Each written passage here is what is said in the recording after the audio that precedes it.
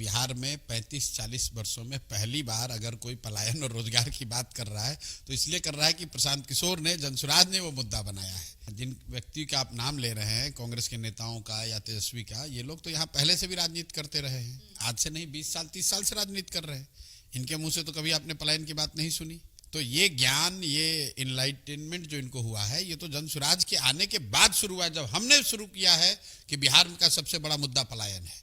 बिहार का सबसे बड़ा मुद्दा यहाँ की ध्वस्त शिक्षा व्यवस्था है।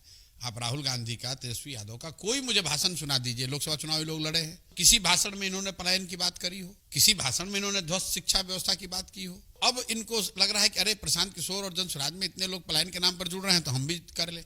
और वो देखिए, करे उससे कोई नुकसान, उससे तो फायदा है। यही तो जनसुराज की ताकत है, जनसुराज की जीत है कि बिहार का चुनाव अब इस पर तय किया जाएगा कि पलायन मुद्दा है कि नहीं, और उससे भी बढ़कर कि पलायन को रोकने का किसके पास प्लान है। प्रशांत किशोर और जनसुराज बता रहे हैं कि पलायन कैसे रुकेगा, और जैसे आज इन्होंने पलायन का मुद्दा उठाया है, वैसे एक ऐसा भी समय आएगा कि हमारे प्लान को भी उठाकर कहेंगे कि हाँ यही प्लान है जिससे पलायन रुकेगा। महत्वपूर्ण बात यह है कि बिहार में लोकतंत्र सक्रिय हुआ है, लोकतंत्र की ताकत बढ़ी है, और जनता के मुद्दों पर बात हो रही है। वो इसलिए हो रहा है कि जनसुराज यहाँ पर आया है, एक नया विकल्प आया है। अच्छा है, खराब है, आपको पसंद है नहीं पसंद है, लेकिन जनसुराज है तो इन मुद्दों की बात हो रही है। वरना बात ये होती कि राजद को कौन हराएगा, भाजपा को कौन हराएगा, इसके अलावा कोई बात ही नहीं होती, और जनता भी घर में बैठी रहती कि भैया विकल्प तो कोई है नहीं।